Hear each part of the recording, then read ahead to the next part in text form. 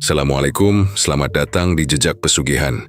Kali ini kita akan menyusuri kisah Haji Purnomo, juragan toko bangunan di Tegal, yang mendadak kaya raya. Namun di balik kesuksesannya, tersimpan rahasia gelap yang akhirnya menuntut tumbal. Simak kisahnya sampai akhir, dan jangan lupa tulis di komentar kalian menonton dari kota mana. Di sebuah sudut kota Tegal, ada sebuah toko bangunan yang selama bertahun-tahun dikenal warga sebagai toko sederhana, milik seorang pria bernama Haji Purnomo. Dulu toko itu tidak lebih dari bangunan memanjang dengan papan nama yang mulai kusam. Barang dagangannya pun tidak terlalu lengkap. Semen hanya beberapa tumpuk. Besi ditata seadanya. Sementara pasir dan batu bata biasanya hanya memenuhi halaman ketika ada pesanan dari pelanggan. Haji Purnomo sendiri dikenal sebagai orang yang biasa saja. Dia tidak banyak bicara, tidak suka pamer, dan kehidupan keluarganya pun terlihat sederhana.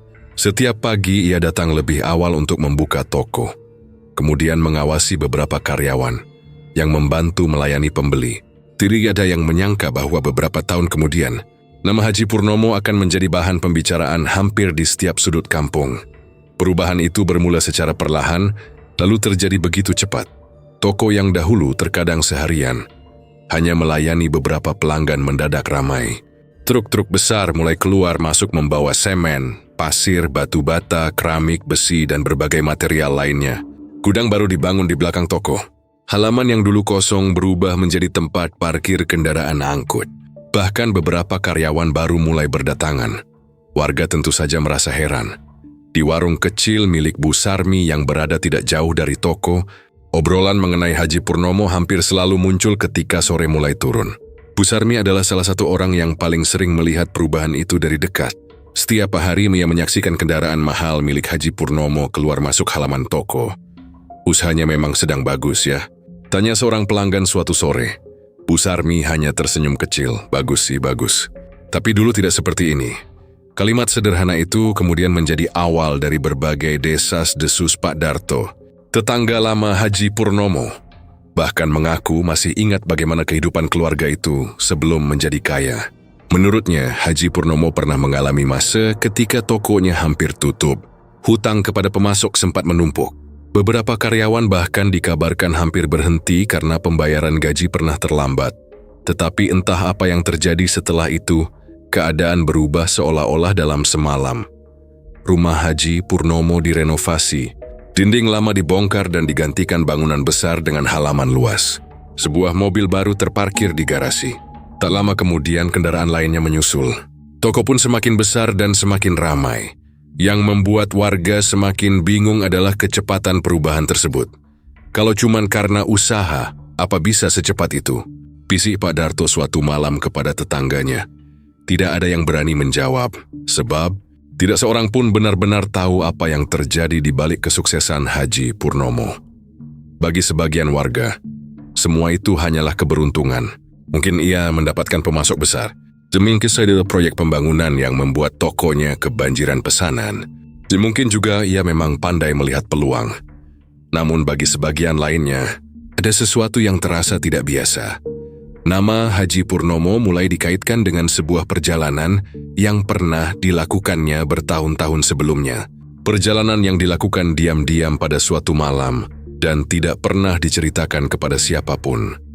Saat itu, menurut cerita yang beredar, Haji Purnomo pergi seorang diri menggunakan kendaraan lamanya. Joey meninggalkan rumah ketika malam sudah sangat larut. Tidak ada yang tahu kemana tujuannya. Yang diketahui warga hanya satu hal.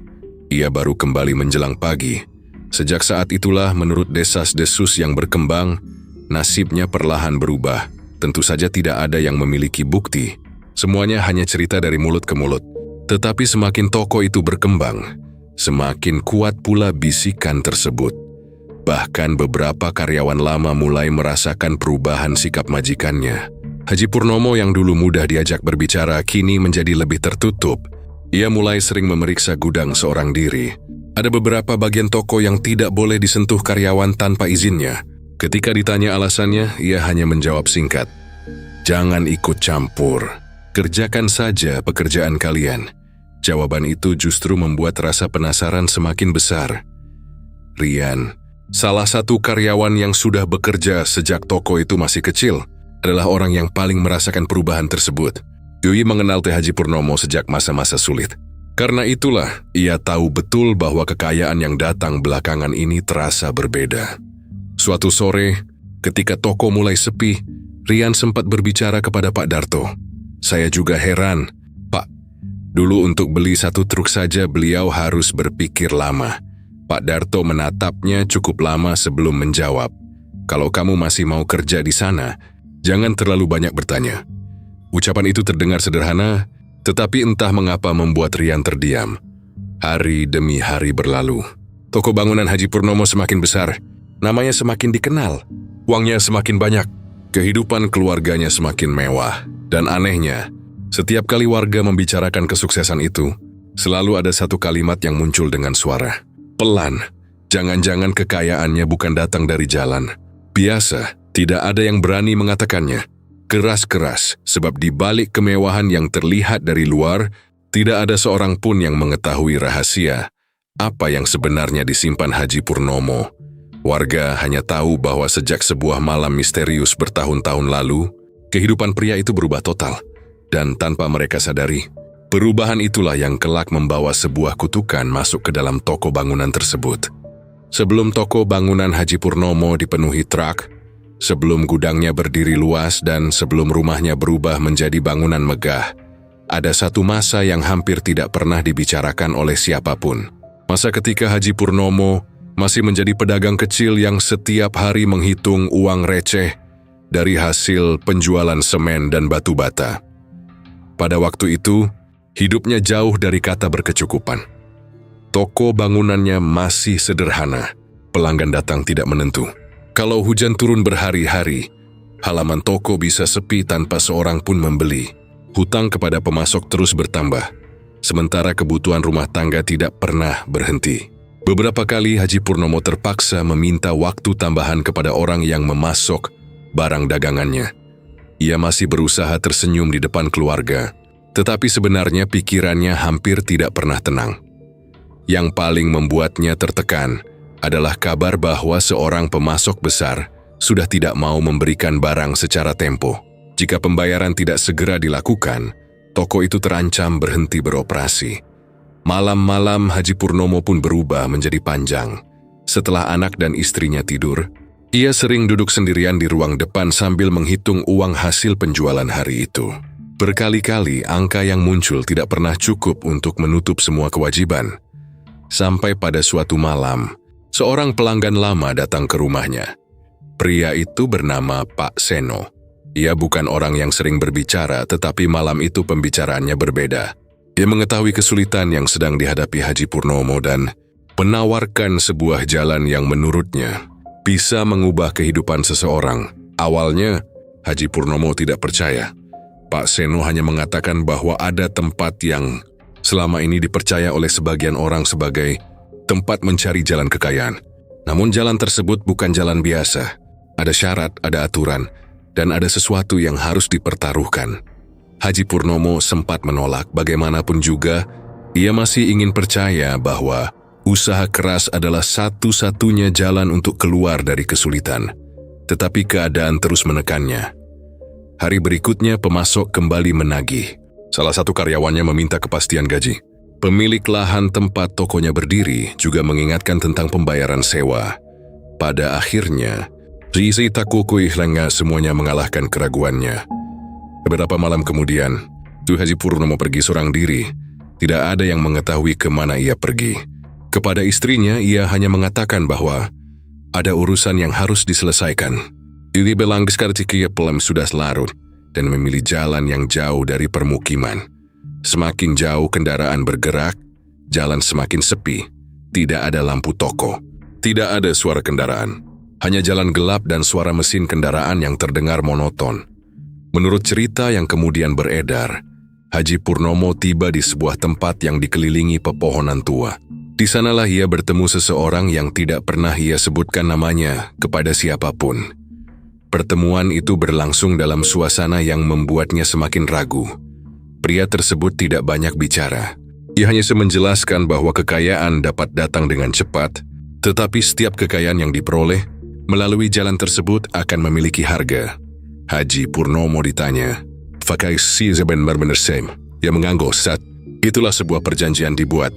Tidak ada yang mengetahui secara pasti apa isi perjanjian tersebut. Haji Purnomo tidak pernah menceritakannya kepada istrinya, anak-anaknya, ataupun karyawan terdekatnya.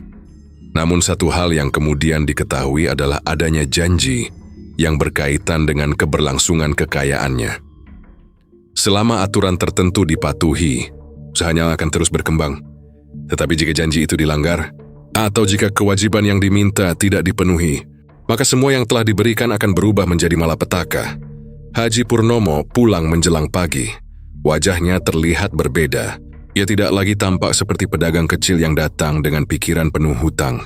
Ada keyakinan aneh di dalam dirinya, seolah-olah ia baru saja mendapatkan sesuatu yang selama ini tidak pernah dimilikinya. Namun sejak malam itu pula, Yun menyimpan satu rahasia besar. Beberapa hari kemudian, perubahan mulai terlihat, pesanan toko meningkat. Pelanggan lama kembali berdatangan. Beberapa proyek pembangunan mulai membeli material dalam jumlah besar. Pemasok yang sebelumnya tidak percaya kepadanya tiba-tiba memberikan kelonggaran pembayaran haji. Purnomo mulai mendapatkan uang dalam jumlah yang belum pernah ia lihat sebelumnya. Ia mengira semuanya akan berakhir di sana. Ia salah, sebab malam ketika ia membuat perjanjian, itu bukanlah awal dari kekayaan. Semata itu adalah awal dari sebuah utang yang tidak terlihat. Bertahun-tahun kemudian, ketika toko bangunannya sudah menjadi besar dan namanya dikenal banyak orang, Haji Purnomo masih sering terbangun tengah malam dengan wajah pucat. Ia selalu mengingat kalimat terakhir yang didengarnya. Pada malam perjanjian itu, sebuah peringatan bahwa kekayaan tersebut tidak pernah benar-benar menjadi miliknya. Ia hanya diberi kesempatan untuk menikmatinya, dan ketika waktunya tiba, sesuatu akan datang untuk mengambil kembali apa yang telah dijanjikan. Haji Purnomo mencoba melupakan semuanya. Ia menikmati uang, rumah mewah, kendaraan, dan kesuksesan yang datang tanpa henti. Tetapi jauh di dalam dirinya, kini sisa tool yang tidak diketahui oleh keluarganya maupun seluruh karyawannya. Perjanjian itu masih berlaku, dan suatu hari nanti, kan ada seseorang yang datang untuk menagihnya. Sejak malam ketika Haji Purnomo pulang dari perjalanan misterius itu, sesuatu dalam hidupnya benar-benar berubah. Awalnya perubahan tersebut datang perlahan, hampir tidak terlihat. Namun dalam hitungan minggu, toko bangunan kecil yang selama bertahun-tahun berjalan terseok-seok mulai menunjukkan tanda-tanda yang membuat Haji Purnomo sendiri sulit mempercayainya. Pagi itu, baru saja pintu toko dibuka, seorang pelanggan datang membeli semen dalam jumlah besar. Belum selesai melayani pelanggan pertama, datang seorang pemilik proyek yang memesan besi, pasir, batu bata, dan berbagai material lainnya. Setelah itu datang lagi pelanggan lain. Begitu seterusnya hingga halaman toko dipenuhi orang. Haji Purnomo berdiri di tengah kesibukan itu dengan perasaan campur aduk. Selama bertahun-tahun ia memimpikan toko seperti ini.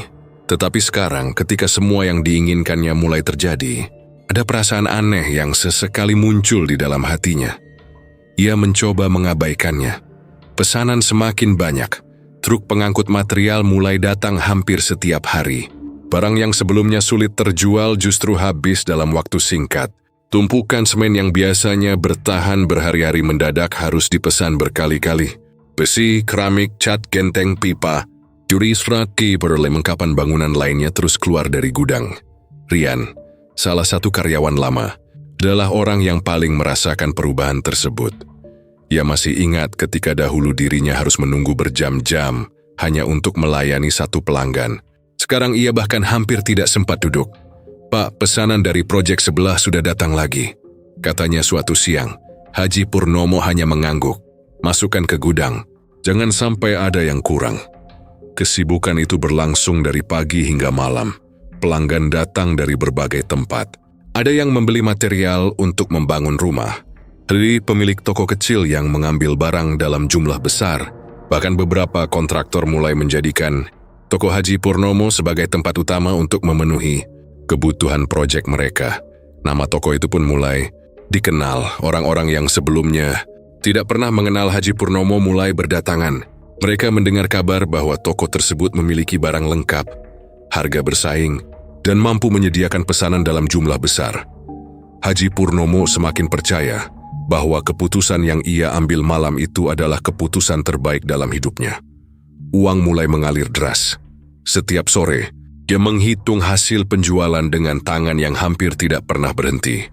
Jumlah uang yang dahulu hanya cukup untuk membayar hutang kini, bahkan bisa digunakan untuk membeli kendaraan baru dan menambah persediaan barang. Dalam waktu singkat, toko itu tidak lagi terlihat seperti toko bangunan kecil. Haji Purnomo mulai menyewa lahan di sebelah toko untuk dijadikan gudang tambahan. Dia membeli truk pengangkut sendiri. Kemudian ia merekrut beberapa karyawan baru untuk menangani pesanan yang semakin banyak. Warga sekitar tentu semakin memperhatikan Pak Darto yang hampir setiap hari melewati toko itu hanya bisa menggelengkan kepala. Dulu toko ini sepi sekali, gumamnya suatu pagi. Bu Sarmi yang mendengar ucapan tersebut menjawab pelan. Sekarang sampai susah cari tempat parkir. Keduanya kemudian terdiam. Ada sesuatu yang membuat mereka sama-sama merasa tidak nyaman. Bukan karena Haji Purnomo menjadi kaya. Tidak ada seorang pun yang iri melihat orang lain berhasil. Justru sebagian warga merasa senang karena usaha di sekitar mereka ikut berkembang. Tetapi kecepatan perubahan itu terlalu luar biasa. Dalam waktu yang relatif singkat, Haji Purnomo telah berubah dari pedagang kecil menjadi juragan material bangunan yang mampu melayani pesanan dalam jumlah besar. Dan semakin besar tokonya, semakin tertutup pula sikap Haji Purnomo terhadap urusan tertentu. Ia mulai memiliki satu kebiasaan aneh. Setiap menjelang malam, ketika sebagian besar karyawan sudah pulang, Haji Purnomo selalu memeriksa gudang paling belakang seorang diri. Tidak ada yang tahu apa yang dilakukannya di sana. Rian pernah mencoba bertanya, "Pak, perlu saya bantu?" Haji Purnomo langsung menoleh, "Sudah, kamu pulang saja." Nada suaranya terdengar berbeda Rian. Akhirnya menurut ia tidak tahu bahwa gudang paling belakang itu menyimpan sesuatu yang berkaitan dengan malam ketika Haji Purnomo membuat perjanjian. Sementara itu, kesuksesan terus membesar. Toko yang dahulu hanya memiliki beberapa karyawan kini mempunyai banyak pekerja. Pesanan datang hampir tanpa henti. Bahkan pada hari-hari ketika toko bangunan lain di sekitar Tegal terlihat sepi, halaman toko Haji Purnomo tetap dipenuhi kendaraan. Haji Purnomo mulai menikmati kehidupan yang selama ini hanya bisa ia bayangkan. Ia membeli pakaian mahal, kendaraan baru, dan memperbesar rumahnya. Ia mulai dikenal sebagai orang kaya baru yang sukses dalam bisnis material bangunan. Keluarganya pun ikut menikmati perubahan itu. Tidak ada lagi pembicaraan mengenai hutang, tidak. Ini ada lagi kekhawatiran tentang gaji karyawan, tidak. Jadi lagi sebuah ketakutan bahwa toko akan tutup. Semua terlihat seperti farsa, namun di balik kesibukan dan tumpukan uang itu, ada satu hal yang perlahan mulai dilupakan Haji Purnomo. Malam ketika ia membuat perjanjian belum selesai, ia hanya sedang menikmati bagian pertama dari apa yang telah dijanjikan kepadanya, dan tanpa disadarinya, setiap pelanggan yang datang, setiap truk yang membawa barang, dan setiap lembar uang yang masuk ke dalam tokonya seolah semakin mendekatkannya pada sesuatu yang jauh lebih mengerikan. Sesuatu yang selama ini ia berharap tidak pernah datang. Tetapi perjanjian tidak mengenal lupa. Dan ketika kekayaan Haji Purnomo semakin besar, tagihan yang tersembunyi itu pun perlahan mulai mendekat. Dari masa ketika Haji Purnomo merasa hidup akhirnya berpihak kepadanya, semua kesulitan yang dahulu membuatnya sulit tidur seolah telah menghilang begitu saja. Toko bangunan yang dulu hampir bangkrut kini berubah menjadi usaha besar yang namanya mulai dikenal di berbagai wilayah Tegal dan sekitarnya. Setiap pagi, halaman toko dipenuhi kendaraan. Truk datang membawa material, sementara truk lainnya pergi mengantarkan pesanan pelanggan. Karyawan bekerja tanpa henti mengangkat semen, menyusun keramik, menghitung besi, memeriksa pasir, dan melayani para pembeli. Tidak pernah lagi Haji Purnomo duduk sendirian menunggu pelanggan datang. Uang mengalir hampir setiap hari. Bagi Haji Purnomo, keadaan itu seperti mimpi yang menjadi kenyataan. Dahulu ia sering merasa malu ketika harus meminta tambahan waktu kepada pemasok. Kini para pemasok justru berlomba menawarkan barang kepadanya. Mereka percaya bahwa toko Haji Purnomo mampu menjual dalam jumlah besar. Perlahan, ia mulai memperluas bisnis. Gudang baru dibangun. Lahan di samping toko dibeli. Beberapa truk pengangkut material menjadi miliknya sendiri. Jumlah karyawan bertambah hingga puluhan orang. Haji Purnomo bahkan mulai menerima pesanan dalam jumlah besar dari proyek-proyek pembangunan. Namanya semakin terkenal. Orang-orang yang dahulu tidak pernah memperhatikannya kini mulai menyapa lebih dulu ketika bertemu. Beberapa tetangga datang meminta bantuan ketika membutuhkan material bangunan.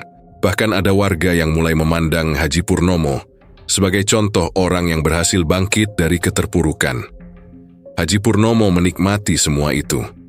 Ia tidak lagi memakai kendaraan lamanya. Rumah sederhana yang dahulu menjadi tempat keluarganya tinggal mulai direnovasi besar-besaran. Dinding lama diganti, halaman diperluas, pagar dibuat tinggi, dan bagian dalam rumah dipenuhi perabot mahal. Istrinya, Burina, yang selama bertahun-tahun mendampingi Haji Purnomo dalam keadaan sulit, akhirnya bisa merasakan kehidupan yang jauh lebih nyaman. Tidak ada lagi kekhawatiran ketika harga kebutuhan rumah naik. Tidak ada lagi kecemasan ketika tagihan datang. Dari anak-anak mereka bisa mendapatkan apa yang mereka inginkan tanpa harus menunggu terlalu lama. Pada awalnya, Burina hanya merasa bersyukur. Ia percaya suaminya memang sedang mendapatkan keberuntungan setelah bertahun-tahun bekerja keras, namun sesekali ia melihat sesuatu yang berbeda dari suaminya. Haji Purnomo sering terdiam sendirian, terutama ketika malam telah larut dan seluruh rumah sudah sepi. Ia bisa duduk lama tanpa melakukan apapun. Tatapannya kosong, seolah sedang memikirkan sesuatu yang tidak bisa ia ceritakan kepada siapapun. Suatu malam Burina pernah bertanya, "Mas, ada masalah?" Haji Purnomo hanya menggeleng, "Tidak ada. Cuma capek." Burina tidak bertanya lagi. Ia tidak tahu bahwa setiap kali melihat kekayaan yang dimilikinya, Haji Purnomo justru teringat pada malam ketika semua itu dimulai. Malam perjanjian. Ia masih mengingat setiap kata yang pernah didengarnya.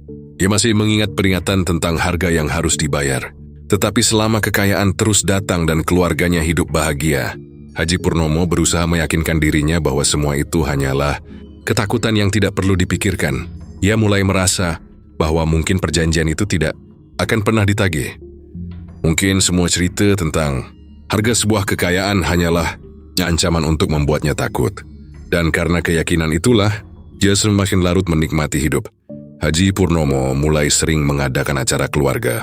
Ia mengajak istrinya bepergian, membelikan hadiah untuk anak-anaknya, dan membantu beberapa kerabat yang membutuhkan.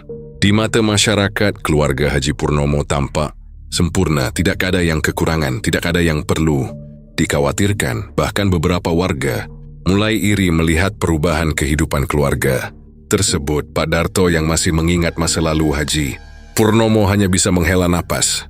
Setiap kali melihat rumah besar itu, rezekinya memang luar biasa, katanya suatu sore. Tetapi dalam hati, Pak Darto tetap menyimpan pertanyaan yang tidak pernah ia ucapkan. Bagaimana mungkin seseorang yang hampir kehilangan tokonya bisa menjadi juragan sebesar itu dalam waktu sesingkat tersebut? Pertanyaan itu semakin kuat ketika Haji Purnomo mulai membangun sebuah gudang yang letaknya agak terpisah dari toko utama. Gudang tersebut tidak digunakan untuk menyimpan semua jenis material. Ada bagian tertentu yang selalu dikunci. Karyawan dilarang masuk tanpa perintah langsung. Rian beberapa kali memperhatikan kebiasaan aneh itu. Setiap malam tertentu, Haji Purnomo datang ke gudang tersebut sendirian. Tidak ada karyawan yang mengetahui apa yang dilakukannya. Tetapi selama gaji mereka dibayar tepat waktu, sebagian besar karyawan memilih diam. Kehidupan terus berjalan toko. Semakin besar, keluarga semakin kaya, nama Haji Purnomo semakin dikenal. Ia mendapatkan semua yang dahulu hanya berani ia impikan. Namun semakin tinggi kekayaannya, semakin dalam pula rahasia yang harus ia sembunyikan. Haji Purnomo belum menyadari bahwa masa keemasan itu sebenarnya bukan akhir dari perjuangannya. Justru, masa-masa bahagia tersebut adalah bagian paling berbahaya dari perjanjian yang pernah dibuatnya. Karena ketika seseorang sudah terbiasa hidup dalam kemewahan, kehilangan semuanya akan terasa jauh lebih menyakitkan. Dan ketika malam-malam mulai dipenuhi suara aneh dari gudang belakang, ketika beberapa karyawan mulai merasakan kejanggalan, Haji Purnomo akhirnya menyadari bahwa sesuatu yang selama ini ia coba lupakan perlahan mulai. Kembali, perjanjian itu belum selesai. Kekayaan yang diberikan kepadanya memang membuat hidupnya tidak betapa ia sadari. Setiap hari yang ia habiskan dalam kemewahan justru membuat harga yang harus dibayar semakin besar. Masa kejayaan Haji Purnomo ternyata tidak berlangsung setenang yang terlihat dari luar. Di tengah toko yang semakin ramai, di antara tumpukan semen, besi, keramik, dan suara kendaraan yang datang silih berganti, perlahan mulai muncul kejadian-kejadian kecil yang pada awalnya dianggap sebagai hal biasa. Tidak, ada yang langsung menganggapnya sebagai sesuatu yang mengerikan. Semuanya dimulai dari suara. Beberapa karyawan yang bekerja sampai malam mulai mengaku mendengar suara benda jatuh dari gudang belakang. Suara itu biasanya terdengar ketika toko sudah hampir tutup. Kadang terdengar seperti karung semen diseret, kadang seperti besi dijatuhkan ke lantai. Awalnya mereka mengira ada barang yang tidak tersusun dengan baik. Namun ketika diperiksa, tidak ada satupun barang yang berpindah. Rian menjadi salah satu orang pertama yang merasakan kejanggalan itu. Suatu malam, setelah seluruh karyawan selesai bekerja, Dewi masih berada di toko untuk menyelesaikan pencatatan barang. Haji Purnomo belum pulang. Supervisor, juragan itu berada di gudang belakang. Rian sedang menghitung stok ketika terdengar suara langkah kaki. Pelan. Satu langkah, kemudian berhenti. Rian mengira salah satu karyawan masih berada di bagian belakang.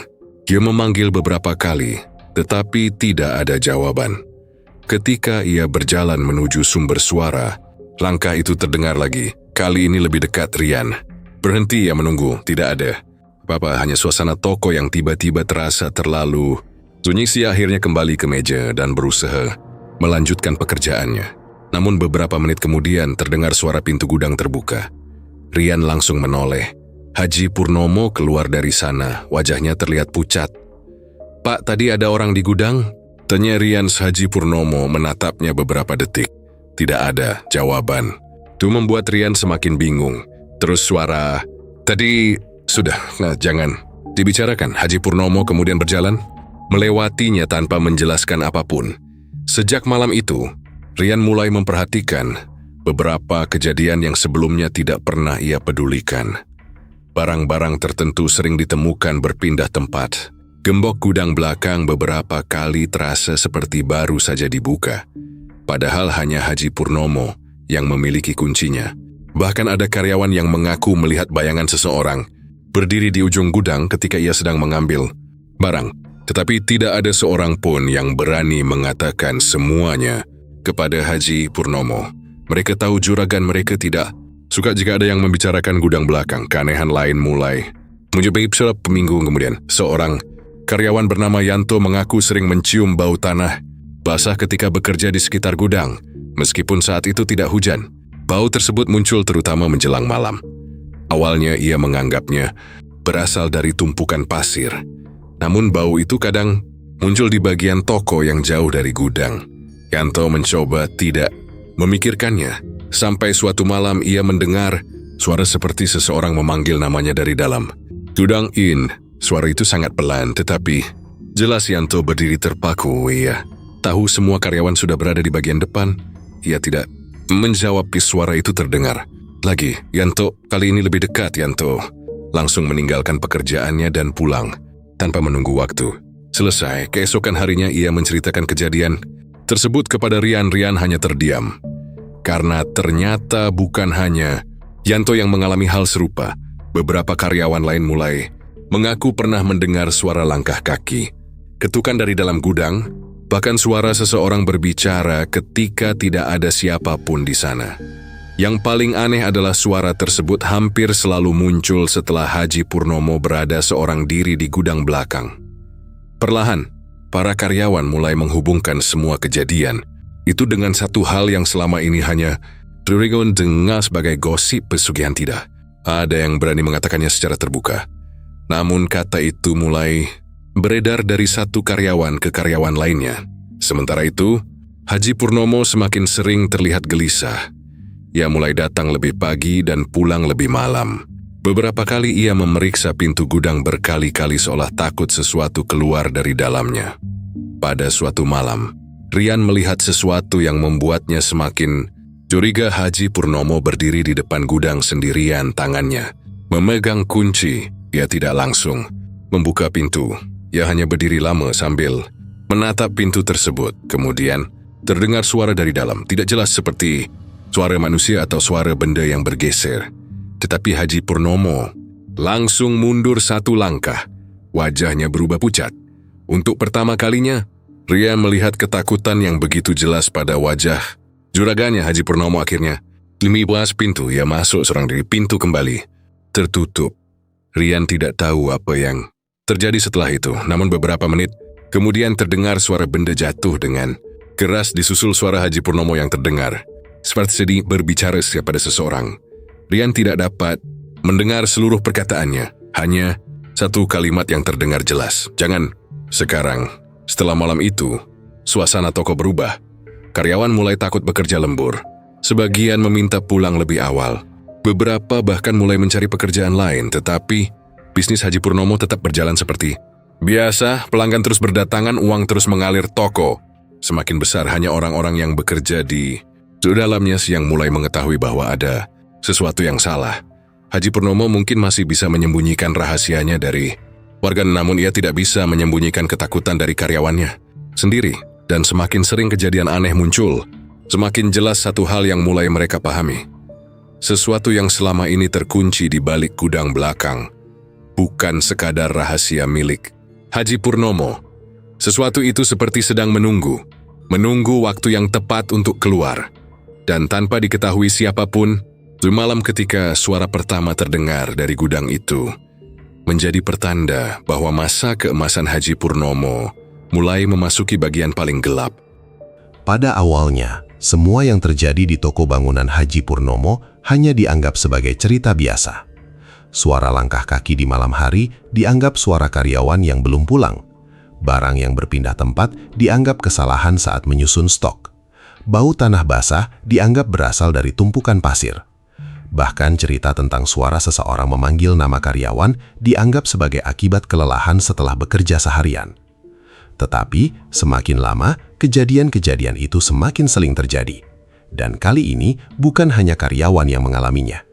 Warga di sekitar toko mulai melihat sesuatu yang membuat mereka sulit tidur. Bu Sarmi adalah salah satu orang pertama yang menyadari perubahan suasana di sekitar toko. Warung kecil miliknya memang berada tidak terlalu jauh dari toko Haji Purnomo.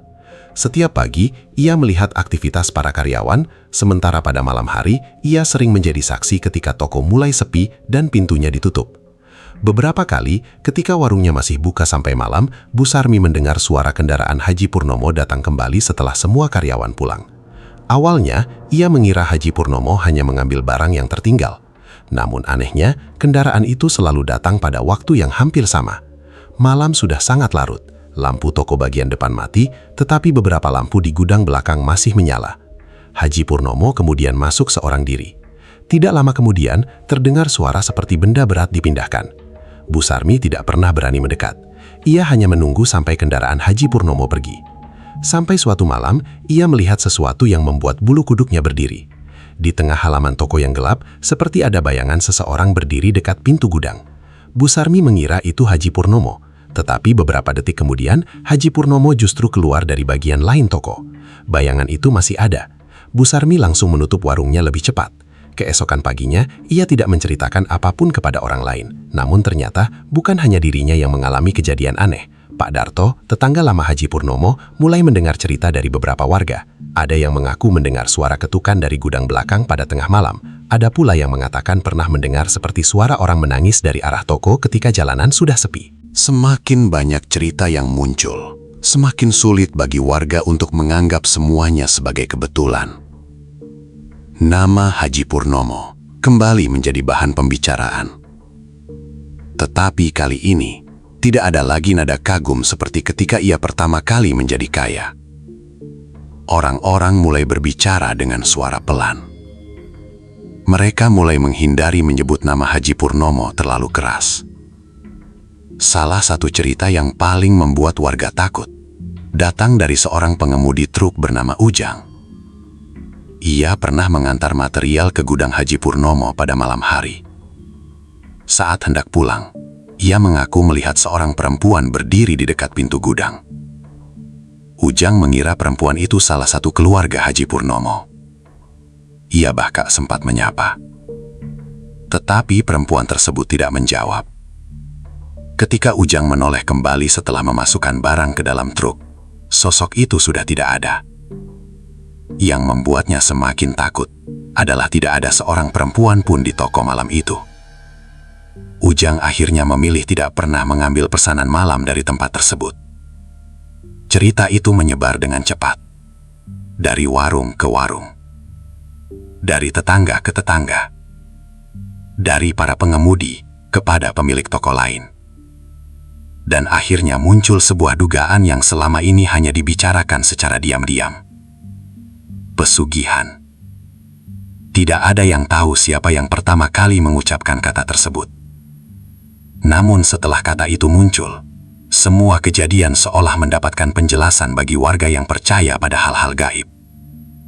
Kekayaan Haji Purnomo yang datang terlalu cepat. Perjalanan malam yang tidak pernah ia ceritakan. Gudang yang selalu dikunci. Kebiasaan Haji Purnomo datang sendirian pada malam tertentu. Suara-suara aneh. Dan sekarang kemunculan sosok misterius. Semuanya mulai dirangkai menjadi satu cerita. Pak Darto sebenarnya tidak ingin mempercayainya. Ia mengenal Haji Purnomo sejak lama. Ia tahu bagaimana susahnya pria itu membangun usaha. Namun ada satu hal yang tidak bisa ia abaikan. Perubahan Haji Purnomo memang terlalu besar. Suatu sore, Pak Darto akhirnya berbicara dengan Bu Sarmi. Kalau benar ada sesuatu di toko itu, kita jangan ikut campur. Bu Sarmi mengangguk pelan. Yang penting jangan sampai ada yang terjadi kepada warga. Keduanya kemudian terdiam. Sementara di dalam toko, Haji Purnomo mulai merasakan tekanan yang semakin berat. Ia tahu desas-desus mulai menyebar. Ia tahu karyawannya mulai takut. Dan yang paling ia takuti, ia mulai kembali mendengar suara yang pernah menghantuinya sejak malam perjanjian. Suara itu muncul ketika ia sendirian. Awalnya hanya seperti bisikan, kemudian semakin jelas, seolah seseorang sedang mengingatkan bahwa waktunya hampir tiba. Haji Purnomo berusaha mengabaikannya. Ia memperbanyak kesibukan, ia memperbesar toko, ia menambah karyawan, ia membeli lebih banyak kendaraan. Ia terus mencari alasan untuk meyakinkan dirinya bahwa semua masih bisa dikendalikan. Tetapi semakin ia mencoba melupakan perjanjian itu, semakin sering kejadian aneh muncul. Satu malam, Haji Purnomo ditemukan berdiri sendirian di depan gudang belakang dalam keadaan pucat. Rian yang kebetulan masih berada di toko melihatnya. "Pak, Bapak tidak apa-apa?" Haji Purnomo menoleh. Untuk beberapa saat, ia tidak menjawab. Kemudian ia berkata pelan, "Kalau suatu hari saya menyuruh kalian berhenti bekerja di sini, jangan tanya alasannya." Rian terdiam. Ia tidak mengerti mengapa majikannya tiba-tiba berkata seperti itu. Tetapi kalimat tersebut terus terngiang di kepalanya. Hari berikutnya, kabar tentang kejadian-kejadian aneh di toko semakin menyebar. Warga mulai menghindari melewati jalan di depan toko ketika malam. Pengemudi mulai menolak mengantar barang terlalu larut. Beberapa karyawan meminta pindah bagian. Dan untuk pertama kalinya sejak toko itu berdiri, sebagian orang mulai melihat kesuksesan Haji Purnomo bukan lagi sebagai keberuntungan. Mereka mulai melihatnya sebagai sesuatu yang mungkin memiliki harga. Sayangnya, tidak seorang pun tahu seperti apa harga tersebut. Hanya Haji Purnomo yang mengetahui jawabannya.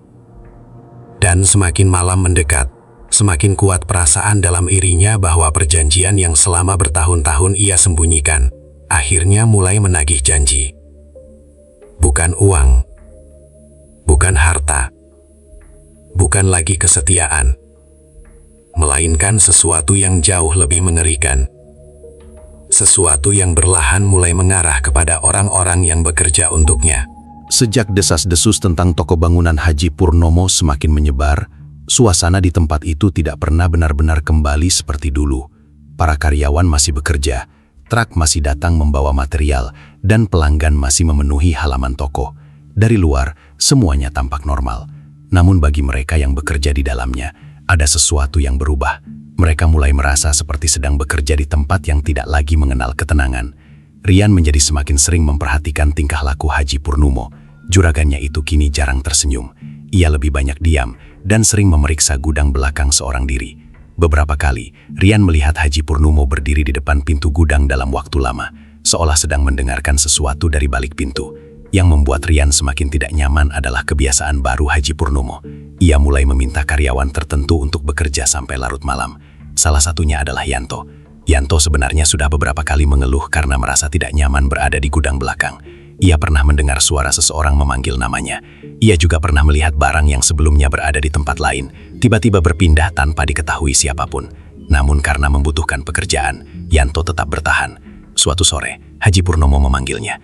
"Yan, malam ini, tolong cek stok di gudang belakang." Yanto sempat terdiam. "Besok pagi saja, Pak." Haji Purnomo menatapnya cukup lama. Malam ini, tidak ada alasan yang diberikan. Yanto akhirnya menurut. Malam itu, satu persatu karyawan pulang. Toko mulai sepi.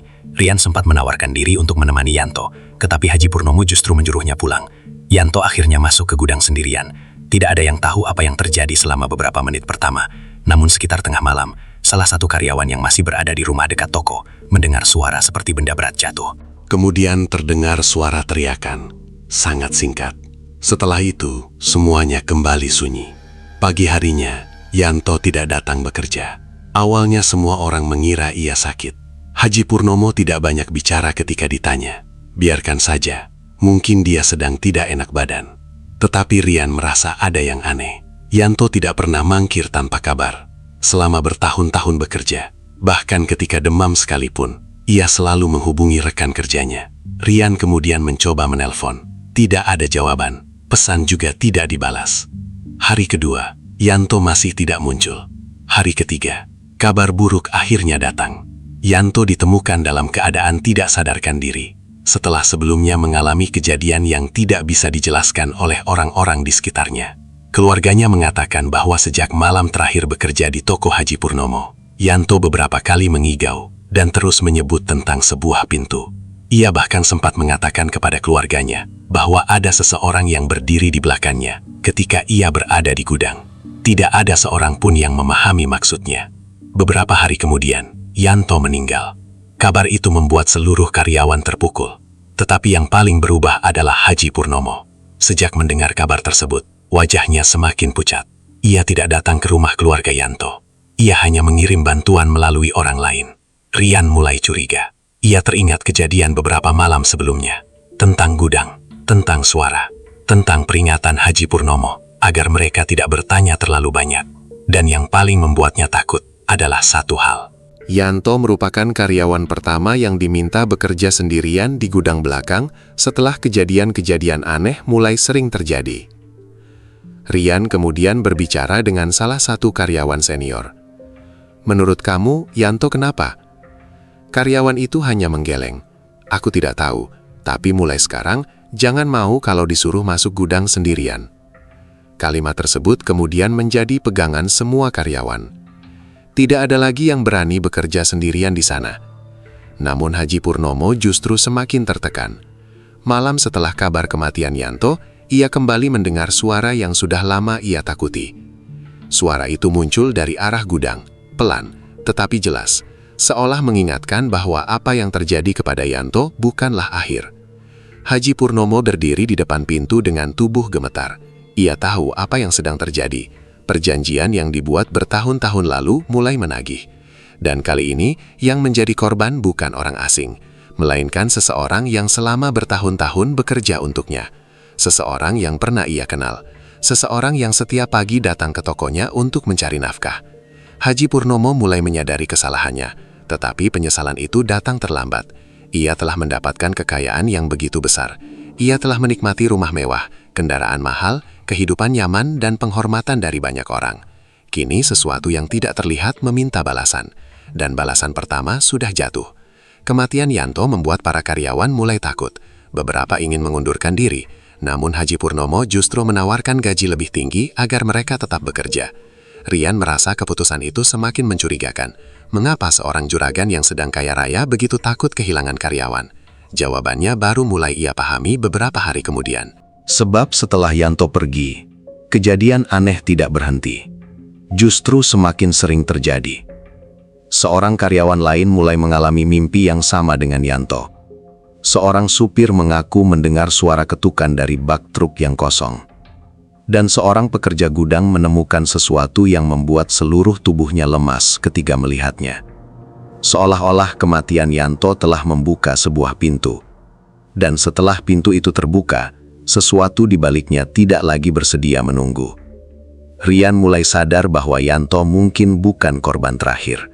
Ia mungkin hanyalah tumbal pertama.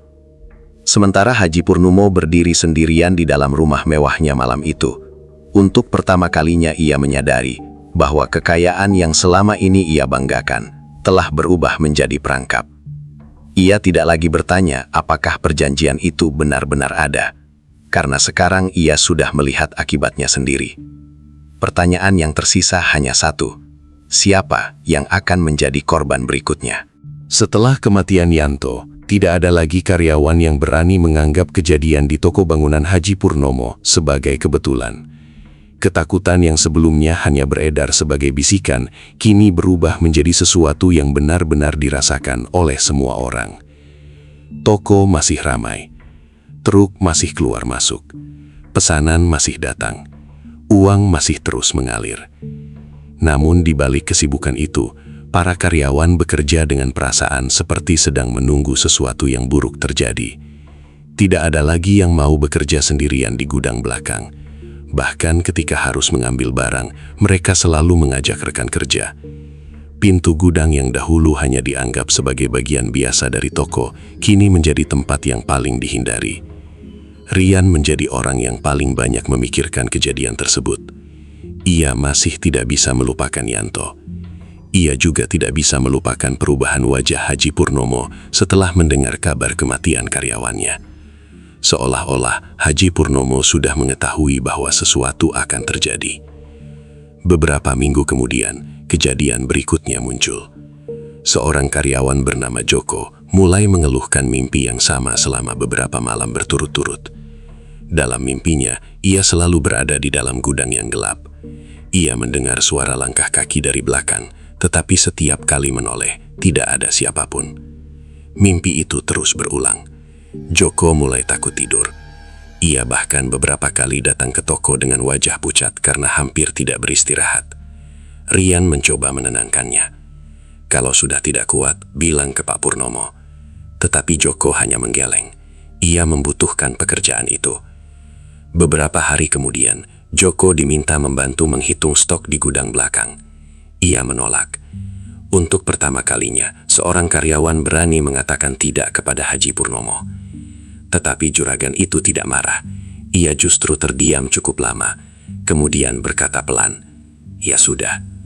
Anehnya, malam itu suara-suara dari gudang kembali terdengar. Karyawan yang masih berada di toko mendengar ketukan dari dalam. 3 kali. Berhenti. Kemudian 3 kali lagi. Tidak ada yang berani membuka pintu. Keesokan harinya, Joko tidak masuk kerja. Ia ditemukan dalam keadaan sangat lemah di rumahnya. Keluarganya mengatakan bahwa sejak malam sebelumnya, ia terus mengigau dan menyebut nama Yanto. Kabar itu membuat para karyawan semakin takut. Mereka mulai percaya bahwa sesuatu sedang memilih mereka satu persatu. Tidak lama kemudian, seorang sopir bernama Ujang mengalami kejadian serupa. Ujang adalah orang yang sering mengantarkan material dari gudang ke proyek-proyek pelanggan. Suatu malam, ia pulang sendirian setelah mengantarkan pesanan terakhir. Di tengah perjalanan, ia merasa ada sesuatu yang aneh di dalam bak truk. Seperti ada suara benda bergerak. Ia menghentikan kendaraan dan memeriksa bagian belakang. Tidak ada apa-apa. Tetapi ketika kembali mengemudi, suara itu terdengar lagi. Kali ini seperti suara seseorang mengetuk dari dalam bak. Ujang tidak berani berhenti lagi. Keesokan harinya, ia meminta agar tidak diberi jadwal pengiriman malam. Haji Purnomo menyetujuinya. Namun sejak kejadian itu, Ujang mulai mengalami gangguan yang tidak ia jelaskan. Ia sering terbangun tengah malam karena merasa mendengar suara ketukan dari luar rumah. Ketukan yang sama. 3 kali. Berhenti. Kemudian 3 kali lagi. Para karyawan akhirnya mulai saling menjaga. Mereka tidak lagi membicarakan soal pesugihan hanya sebagai gosip. Bagi mereka, kejadian yang dialami Yanto, Joko, dan Ujang sudah cukup untuk membuat mereka percaya bahwa ada sesuatu yang benar-benar mengincar orang-orang di toko tersebut.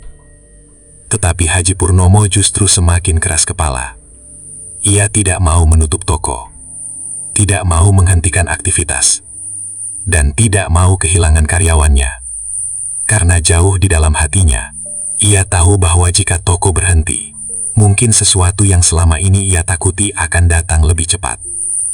Ia terus mempertahankan bisnisnya, meskipun orang-orang di dalamnya mulai ketakutan. Rian mulai memperhatikan satu hal yang membuatnya semakin curiga. Setiap kali seorang karyawan mengalami kejadian aneh, Haji Purnomo selalu mengetahui lebih dulu. Seolah-olah ia sudah menunggu. Suatu malam, Rian akhirnya memberanikan diri bertanya, "Pak, sebenarnya apa yang ada di gudang itu?" Haji Purnomo langsung terdiam. Wajahnya berubah. Untuk beberapa saat, ia hanya menatap Rian.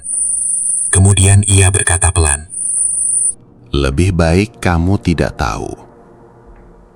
Jawaban itu justru membuat Rian semakin yakin bahwa semua kejadian tersebut berhubungan dengan rahasia Haji Purnomo. Malam itu, Rian memutuskan untuk mencari tahu sendiri. Ia menunggu sampai toko sepi. Namun sebelum sempat mendekati gudang, ia melihat Haji Purnomo sudah berdiri di depan pintu. Juragan itu memegang sebuah benda kecil yang tidak pernah Rian lihat sebelumnya.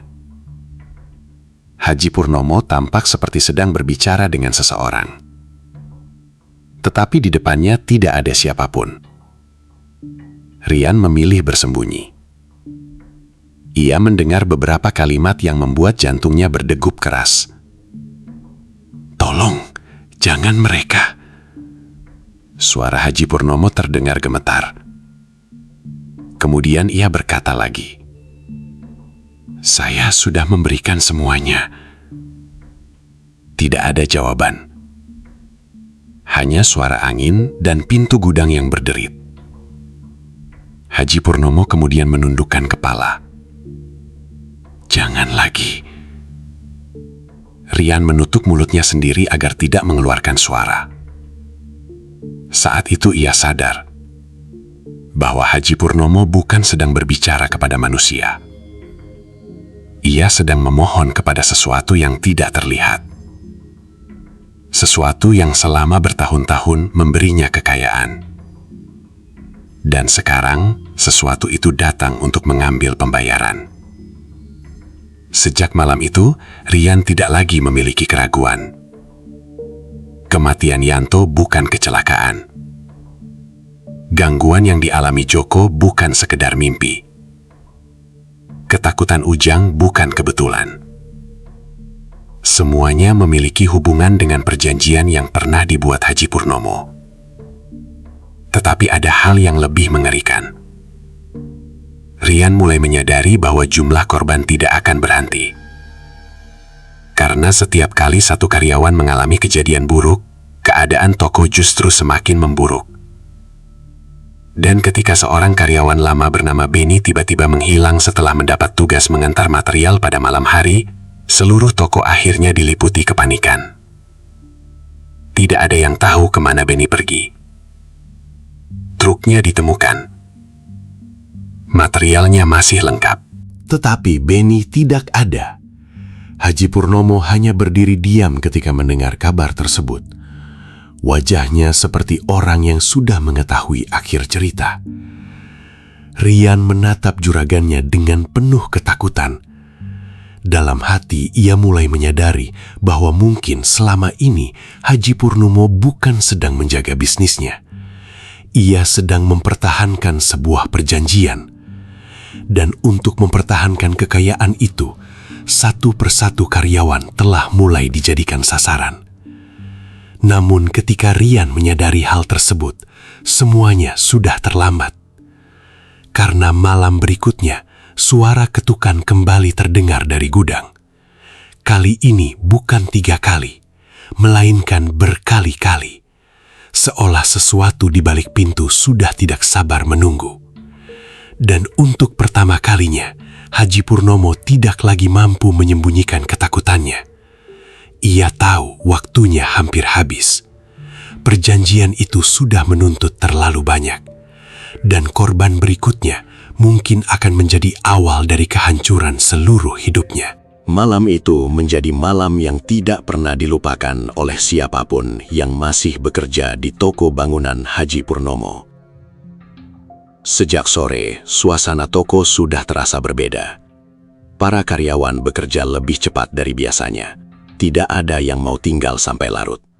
Setelah kabar menghilangnya Benny menyebar, sebagian besar karyawan memilih pulang lebih awal. Bahkan Rian yang biasanya selalu menyelesaikan pekerjaan sampai malam, sudah berniat meninggalkan toko sebelum matahari benar-benar tenggelam. Namun sebelum ia pergi, suara ketukan terdengar dari gudang belakang. 3 kali. Berhenti. Kemudian terdengar lagi. Kali ini lebih keras. Semua karyawan terdiam. Tidak ada yang berani mendekati pintu gudang. Haji Purnomo yang sejak tadi berada di ruang belakang, tiba-tiba keluar dengan wajah pucat. Ia melihat para karyawannya, kemudian menatap pintu gudang seolah tahu persis apa yang ada di baliknya. "Semua pulang," katanya pelan. Tidak ada yang membantah. Rian adalah orang terakhir yang masih berdiri di halaman toko. Ia melihat Haji Purnomo kembali menuju gudang seorang diri. Untuk beberapa saat, Rian ingin pergi. Namun rasa penasaran dan ketakutan membuat langkahnya terhenti. Ia bersembunyi tidak jauh dari tempat itu. Haji Purnomo membuka pintu gudang, kemudian masuk. Pintu tertutup kembali. Beberapa menit tidak terjadi apa-apa. Lalu terdengar suara Haji Purnomo. Bukan suara orang yang sedang berbicara dengan karyawan. Suara itu terdengar seperti seseorang yang sedang memohon. "Saya sudah memenuhi semuanya." Hening. Kemudian suaranya terdengar lagi. "Jangan ambil mereka." Rian merasakan tubuhnya merinding. Di balik pintu gudang terdengar suara benda jatuh. Lalu suara Haji Purnomo berubah menjadi tangisan. Saat itulah Rian akhirnya memahami bahwa semua yang terjadi selama ini memang berkaitan dengan perjanjian lama yang pernah dibuat majikannya. Kekayaan yang datang secara tidak wajar ternyata memiliki harga. Dan harga itu telah mulai dibayar dengan keselamatan para karyawan. Tiba-tiba lampu toko padam. Seluruh bangunan menjadi gelap. Dari dalam gudang terdengar suara gaduh. Rian mendengar seperti ada beberapa benda berat yang bergerak sendiri. Kemudian terdengar suara Haji Purnomo berteriak. "Tidak!" Teriakan itu disusul suara benturan keras. Rian ingin melarikan diri, tetapi kakinya terasa sulit digerakkan. Beberapa detik kemudian, pintu gudang terbuka sendiri. Haji Purnomo keluar dengan wajah penuh ketakutan. Ia tidak lagi terlihat seperti juragan kaya yang selama ini dikenal warga. Ia terlihat seperti seseorang yang baru saja melihat sesuatu yang seharusnya tidak pernah dilihat manusia. Ia menatap Rian. Untuk pertama kalinya, Haji Purnomo tidak berusaha menyembunyikan apapun. "Pergi dari sini." Itulah kalimat terakhir yang sempat ia ucapkan dengan jelas. Rian berlari meninggalkan toko. Malam itu ia tidak kembali. Keesokan paginya, warga dikejutkan oleh kabar bahwa toko bangunan Haji Purnomo mengalami kekacauan besar. Beberapa bagian gudang rusak, barang-barang berantakan. Dan Haji Purnomo ditemukan dalam keadaan tidak sadarkan diri. Setelah kejadian itu, aktivitas toko berhenti. Truk tidak lagi keluar masuk. Pelanggan tidak lagi datang. Para karyawan satu persatu memilih mengundurkan diri. keluarga Haji Purnomo juga mulai meninggalkan rumah besar mereka untuk sementara waktu, karena tidak sanggup menghadapi tekanan dan kejadian-kejadian aneh yang terus terjadi. Namun yang paling mengejutkan adalah kondisi Haji Purnomo sendiri.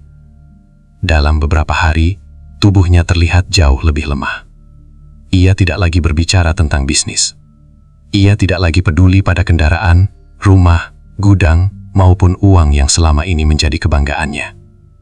Ia hanya sering duduk diam. Tatapannya kosong. Seolah-olah seluruh kekayaan yang pernah membuatnya bahagia kini tidak berarti apa-apa. Beberapa orang mengatakan Haji Purnomo sempat mencoba mencari jalan untuk membatalkan perjanjian yang pernah dibuatnya. Namun semuanya terlambat. Perjanjian yang dimulai karena keserakahan dan keputusasaan tidak bisa begitu saja dihapus. Tidak lama kemudian, Haji Purnomo meninggal dunia. Toko bangunan yang dahulu menjadi pusat keramaian perlahan ditutup. Papan nama masih terpasang untuk beberapa waktu, tetapi tidak ada lagi aktivitas seperti dahulu. Gudang belakang menjadi bagian yang paling dihindari. Tidak ada karyawan yang mau kembali bekerja di sana. Tidak ada pengemudi yang bersedia mengantar barang pada malam hari. Bahkan warga yang dahulu sering melewati jalan tersebut mulai memilih jalur lain ketika hari sudah gelap. Rian sendiri tidak pernah kembali bekerja di toko itu. Namun pengalaman tersebut meninggalkan pertanyaan yang terus menghantuinya.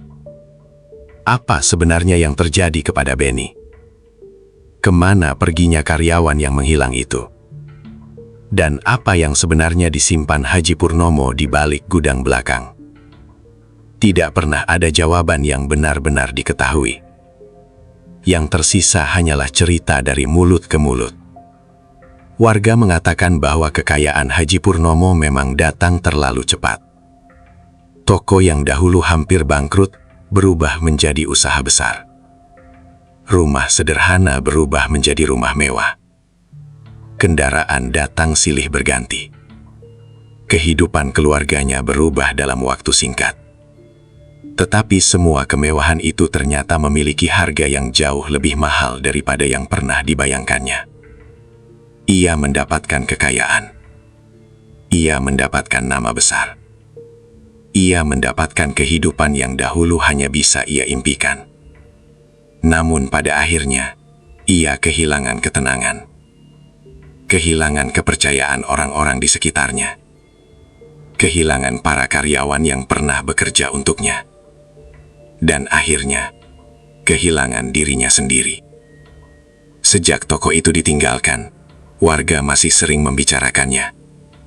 Ada yang mengatakan bahwa pada malam tertentu, dari arah gudang tua itu terdengar suara ketukan. 3 kali.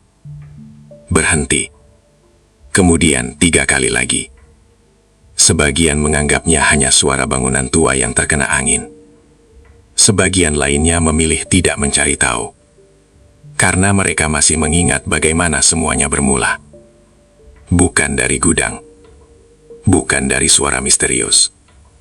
Bukan pula dari korban pertama.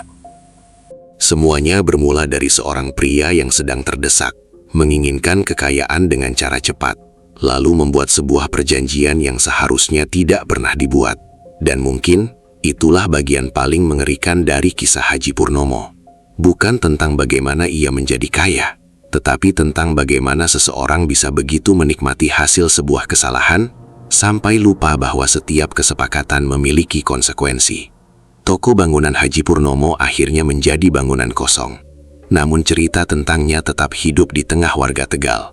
Cerita tentang kekayaan yang datang terlalu cepat. Tentang gudang yang menyimpan rahasia. Tentang karyawan yang menjadi sasaran, dan tentang seorang juragan yang pada akhirnya harus membayar mahal karena mencoba membeli kemewahan dengan jalan yang salah. Sebab, kekayaan bisa membuat seseorang dihormati. Uang bisa membuat kehidupan terlihat sempurna. Tetapi ketika semua itu diperoleh dengan mengorbankan manusia lain, kemewahan tersebut tidak lagi menjadi keberuntungan. Ia berubah menjadi kutukan. Dan bagi warga yang masih mengingat kisah Haji Purnomo, satu pesan selalu mereka pegang sampai sekarang. Jangan pernah tergoda oleh kekayaan yang datang terlalu mudah. Karena terkadang, sesuatu yang terlihat seperti rezeki terbesar dalam hidup, justru menyimpan harga yang paling mengerikan.